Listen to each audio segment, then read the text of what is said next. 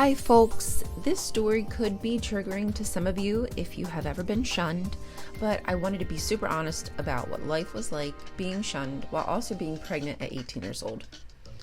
I was very naive when it came to sex and dating and just any general information about your mind and body, as per usual when it comes to super religious groups, high control groups like Jehovah's Witnesses. A worldly boy had chased me for a few months, and I can't say that I didn't like the attention, and eventually he told me he loved me and he wanted to marry me, and stupidly I believed.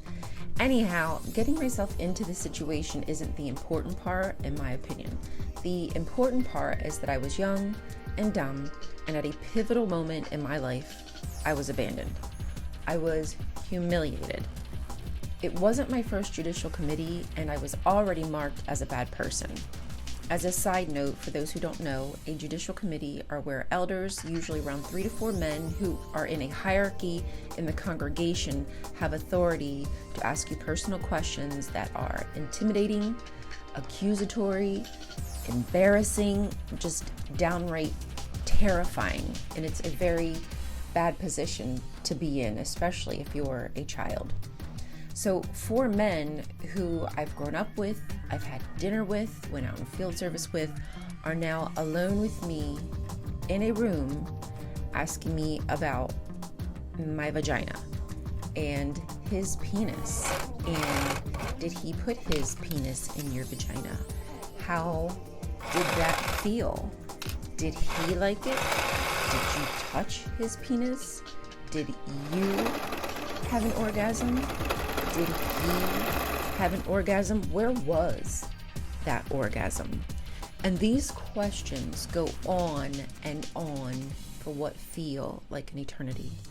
I think many people will tell you that you have an out-of-body experience. It becomes so uncomfortable and painful that you can feel your spirit drain from your body and float away. I don't think that my hands stopped shaking for months. I felt pathetic, worthless. I was pregnant, and Armageddon is just around the corner, and I'm not going to be able to save my child because I will be killed by Jesus and his angels and the 144,000 of my brethren that have been chosen to help him when the Great Tribulation comes. I felt so sad for my baby. I felt so alone. Part of me was excited because I was bringing life into this world, but I was also afraid that I was the one who was causing their destruction at the very same time. I was powerless to whatever their decisions were, and God was directing their actions, so I believed I was the worst of the worst. Yeah, the worldly guy who said that he loved me definitely did not, and just coerced me into having sex with him. Not only was I being shunned, I was heartbroken. The guy who said he loved me really didn't. I'd given him my virginity, and he wanted nothing to do with me. My God decided that I wasn't worthy of his love anymore, and for the most part, so did all the people who I had grown up with. Being alienated in this world is so cold-hearted.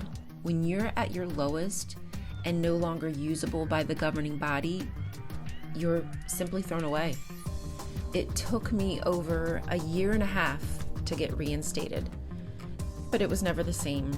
I wasn't really associated with except for a small few. I wasn't invited out. It was still a very lonely place to be, surrounded by people, but people who judged you based on what men's opinion of you were. And sadly, it would take me another 20 years to finally wake up, to even acknowledge the trauma I had been through and how it still carries with me today.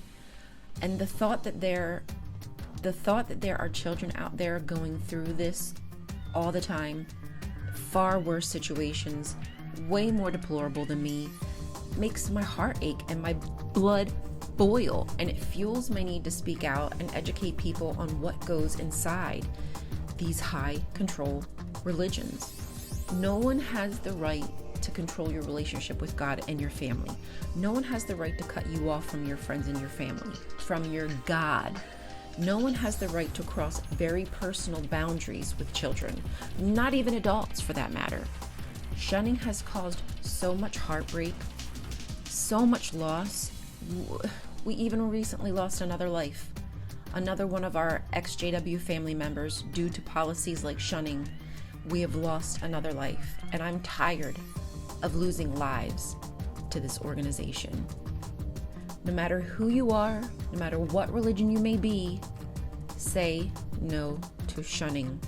Please help amplify our voices. Thank you for listening. I appreciate you. I see you and I hear you. I hope that you can see and hear me. I love you.